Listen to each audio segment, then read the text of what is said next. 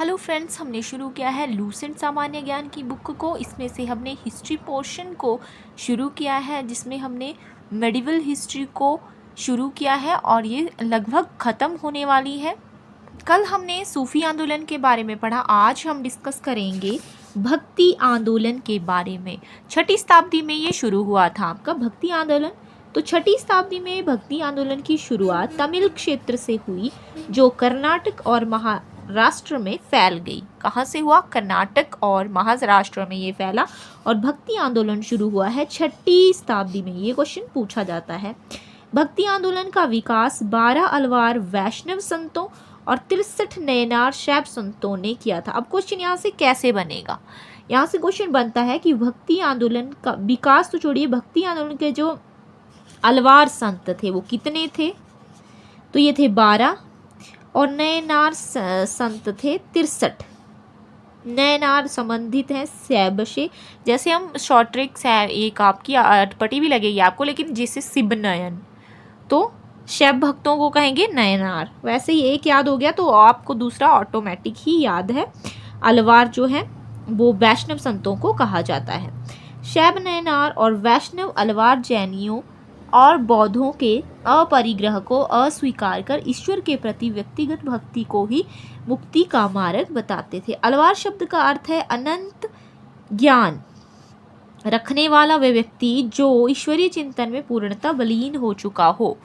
Alvaro में एकमात्र महिला साध्वी अंडाल का नाम भी लिया जाता है, जिसके भक्ति गीतों में कृष्ण गाथाएं अधिक मिलती हैं। जो अंडाल थी वे साध्वी कौन किससे संबंधित थी? तो ये अलवार संत थी एक। शैव संत अप्पार ने पल्लव राजा महेंद्र वर्मन को शैव धर्म स्वीकार करवाया। भक्ति कवि संतों को संत कहा जाता था। भक्ति कवि संतों को संत कहा जाता था और उनके 2 समूह थे। प्रथम समूह वैष्णव संत थे जो महाराष्ट्र में लोकप्रिय हुए। वे भगवान विठोबा के भक्त थे। विठोबा पंथ के संत और उनके अनुयायी बरकरी या तीर्थयात्री पंथ कहलाते थे।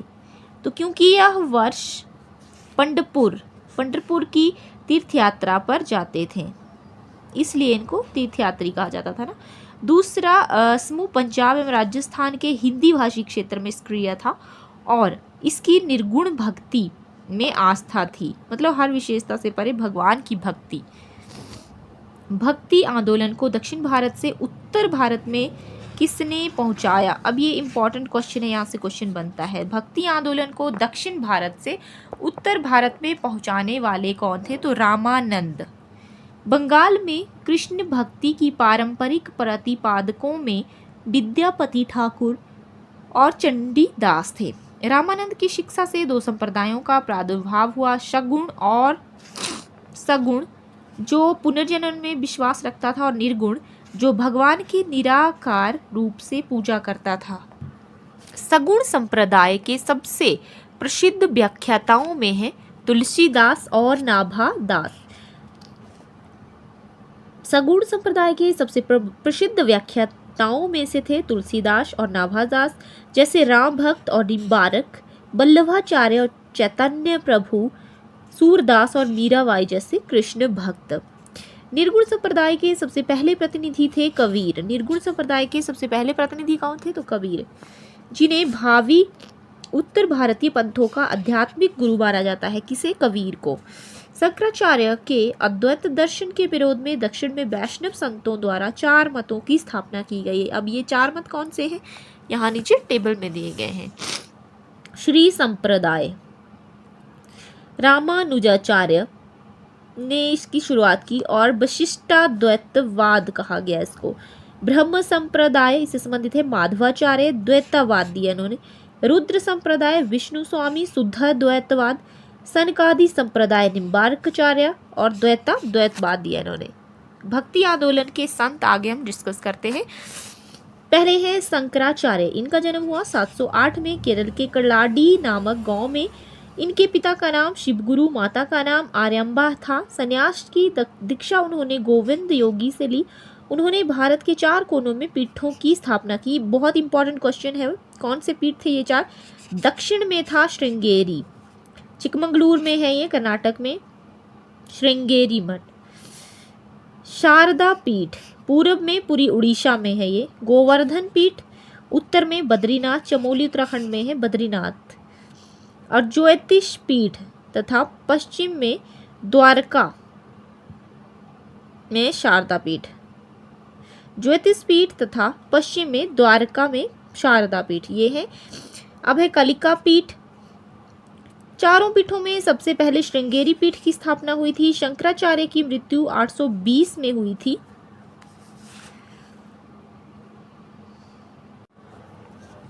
शंकराचार्य ने वादरायण के ब्रह्मसूत्र के आधार पर अपने सिद्धांत का प्रतिपादन किया और अपने दर्शन जो जीव ब्रह्म की एकता के सिद्धांत पर आधारित है को अद्वैतवाद का नाम दिया। यह वेदांत की सबसे पुरानी विचारधारा है। इस विचारधारा का मुख्य सिद्धांत है जीवन मुक्ति, अर्थात यह ऐसा विचार है कि इस जीवन में ही मोक्ष प्राप्त किया जा सकता है। इस तरह से है इसके बारे में। शंकराचार्य शैव धर्म के यद्यपि अनुयायी थे तथापि उन्होंने पंचायतन पूजा का निरूपण किया। पंचायतन इसके बारे में भी आता है, जिसमें शिव, विष्णु, शक्ति, सूर्य और गणेश की पूजा का विधान था। पंचायतन पूजा क्या थी? जिसमें शिव, विष्णु, शक्ति, सूर्य और गणेश की पूजा का प्रावधान था या विधान था।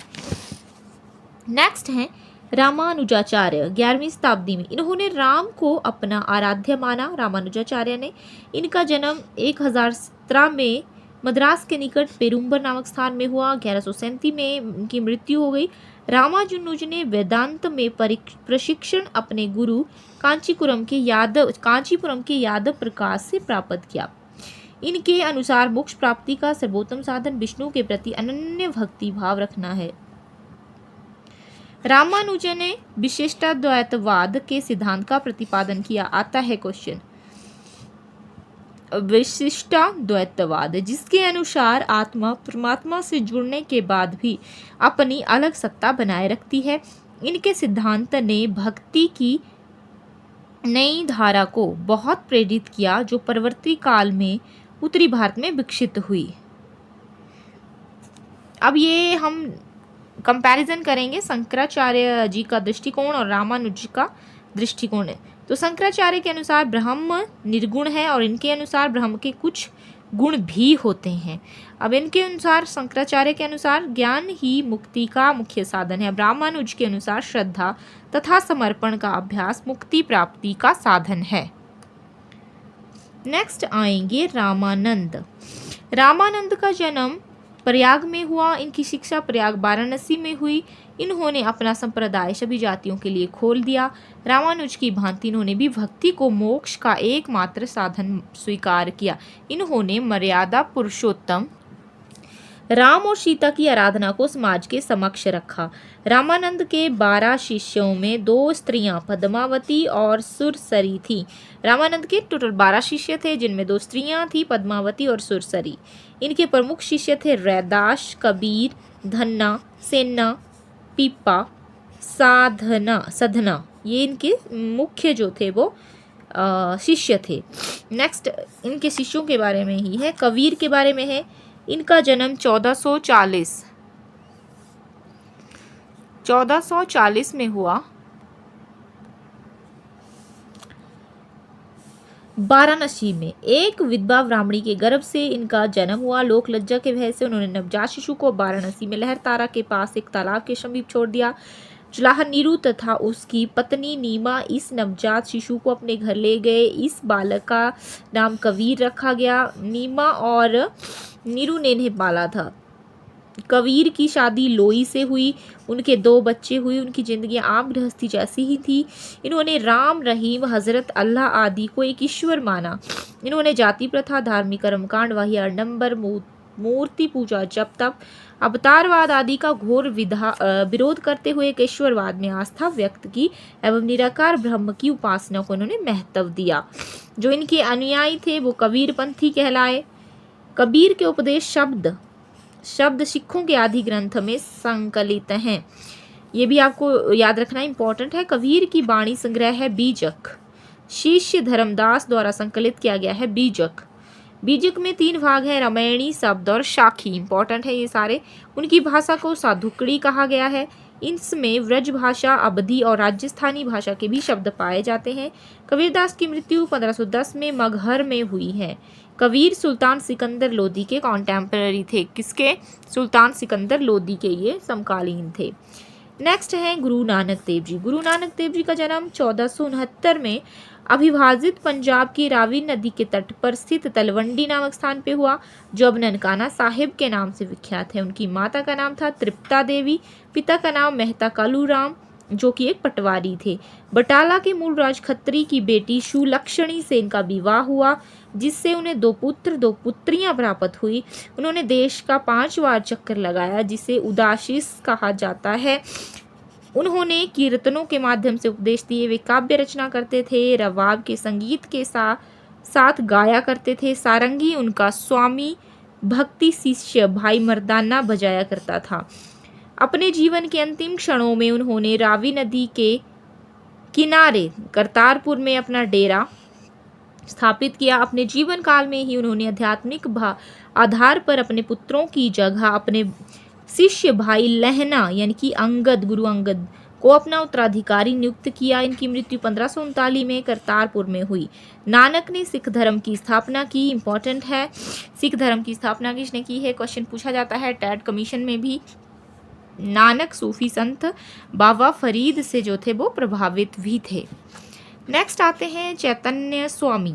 चैतन्य का जन्म 1686 में नवदीप के मायापुर गांव में हुआ। यह है बंगाल में। इनके पिता का नाम जगन्नाथ मिश्र, माता का नाम सची देवी। पाठशाला में चैतन्य को निमाई पंडित या गौरांग कहा जाता था। ऐसे भी क्वेश्चन आता है कि इनका पहला नाम क्या था, तो इनको निमाई पंडित कहा जाता था या गौरांग कहा जाता था। चैतन्य का वास्तविक नाम था बिशंबर। इन्होंने गोसाई संघ की स्थापना की। किसने? निमाई पंडित यानी कि चैतन्य प्रभु ने। और साथ ही संकीर्तन प्रथा को जन्म दिया। गायन की कीर्तन शैली को किसने स्थापित किया या किसने जन्म दिया, या संकीर्तन प्रथा को किसने जन्म दिया, ऐसा क्वेश्चन आता है। तो ये किया है चैतन्य महाप्रभु ने, चैतन्य ने। 1510 में केशव भारती नामक सन्यासी ने चैतन्य को सन्यास की दीक्षा दी। किसने? केशव भारती ने। सन्यासी बनने के बाद बंगाल छोड़कर पुरी, उड़ीसा में है, ये वहाँ चले गए, जहाँ उन्होंने 2 दशक तक भगवान जगन्नाथ की उपासना की। इनकी मृत्यु हुई 1533 में। इनके दार्शनिक सिद्धांत को अचिंत्य भेदाभाव के नाम से जाना जाता है। चैतन्य महाप्रभु का जो सिद्धांत है दार्शनिक, वो है अचिंत्य भेदोभाव, भेदाभेद भाव। इस विचारधारा के बारे में माना जाता है कि यह माधवाचार्य के कठोर द्वैत सिद्धांत और रामानुज के विशिष्ट अद्वैत का एकीकरण है। इस विचारधारा के अनुसार सर्वोच्च भगवान और व्यक्तिगत आत्मा एक ही समय में एक और भिन्न भिन्न भी हैं। इस्कॉन इसी दर्शन का अनुसरण भी करता है। अचिंत्य भेदाभेद भाव विचारधारा के अनुयायी गौड़ीय वैष्णव हैं। अचिंत्य भेदाभेद भाव विचारधारा के जो अनुयायी हैं वो हैं गौड़ीय वैष्णव। नेक्स्ट है श्रीमद् वल्लभाचार्य। श्रीमद् वल्लभाचार्य का जन्म हुआ 1479 में चंपारण में, वाराणसी में। इनके पिता का नाम लक्ष्मण भट्ट तथा माता का नाम था यलमगरू। इनका विवाह महालक्ष्मी के साथ हुआ। इनके 2 पुत्र हुए, गोपीनाथ तथा विठलनाथ। इन्होंने गंगा यमुना संगम के समीप अरैल नामक स्थान पर अपना निवास स्थान बनाया। वल्लभाचार्य ने भक्ति साधना पर भी जोर दिया। इन्होंने भक्ति को मोक्ष का साधन बताया। इनके अनुसार आत्मा और परमात्मा भिन्न भिन्न नहीं है अपितु एक है। इस विचारधारा के अनुयायी पुष्टि मार्ग संप्रदाय से संबंधित थे। इस मत के अनुयायियों की प्रार्थना में नाथ द्वारा स्थित श्रीनाथ जी मंदिर और 8 कवियों की रचनाएं मुख्य हैं, जो अष्टछाप के कवि हैं। सूरदास वल्लभाचार्य के शिष्य थे। विठलनाथ को अकबर ने गोकुल और जैतपुरा की जागीर प्रदान की थी। नेक्स्ट है गोस्वामी तुलसीदास। इनका जन्म उत्तर प्रदेश के बांदा जिले में हुआ, राजपुरा गांव में, राजापुर गांव में 1532 में। इनके पिता का नाम आत्माराम दुवे, माता का नाम हुलसी था। इन्होंने रामचरितमानस की रचना की, जैसा कि सभी को पता है। इनकी मृत्यु 1623 में हुई। तुलसीदास मुगल शासक अकबर एवं मेवाड़ के शासक राणा प्रताप के समकालीन थे ये, अकबर के और महाराणा प्रताप के। नेक्स्ट है धन्ना। धन्ना का जन्म 1415 में एक जाट परिवार में हुआ। राजपुताना से बनारस आकर ये रामानंद के शिष्य बन गए और कहा जाता है कि इन्होंने भगवान की मूर्ति को हठात भोजन कराया था। ये किंवदंतियां हैं, कथाएं हैं, आपको पता है। मीराबाई नेक्स्ट है। मीराबाई का जन्म 1498 में मेड़ता जिले के चौकारी गांव में हुआ। इनके पिता का नाम रत्न सिंह राठौर था। इनका विवाह 1516 में राणा सांगा के बड़े पुत्र युवराज भोजराज से हुआ था। अपने पति की मृत्यु के उपरांत ही पूर्णतः धर्मपरायण जीवन व्यतीत करने लगी। इन्होंने कृष्ण की उपासना प्रेमी एवं पति के रूप में की। इनके भक्ति गीत मुख्यतः ब्रजभाषा और आंशिक रूप से राजस्थानी में लिखे गए हैं तथा इनकी कुछ कविताएं राजस्थानी में भी हैं। इनकी मृत्यु 1546 में द्वारका में हो गई थी। संत रविदास जी को मीराबाई का गुरु माना जाता है। जो संत रविदास थे, रैदास थे, वो इनके गुरु थे।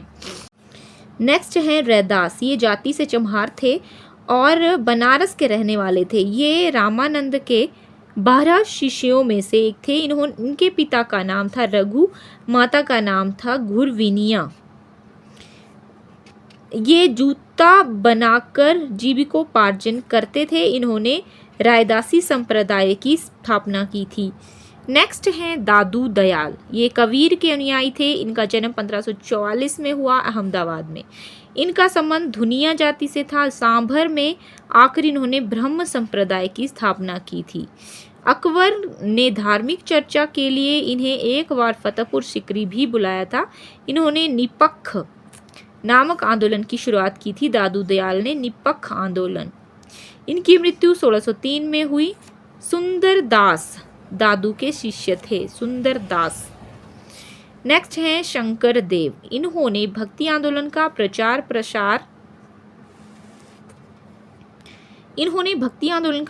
प्रसार असम में किया। ये चैतन्य के समकालीन है, चैतन्य महाप्रभु के। इनका संदेश विष्णु या उनके अवतार कृष्ण के प्रति पूर्ण निष्काम भक्ति पर केंद्रित था। ये अकेले कृष्ण मार्गी वैष्णव संत थे जो मूर्ति के रूप में कृष्ण की पूजा के विरोधी थे। ये हो गया हमारा भक्ति आंदोलन। अब नेक्स्ट टॉपिक शुरू होता है मुगल साम्राज्य। ये भी बहुत इंपॉर्टेंट टॉपिक है। यहाँ से भी कई बार जो हैं वो बहुत सारे क्वेश्चन पूछे जाते हैं, तो इसे हम डिस्कस करेंगे नेक्स्ट वीडियो में।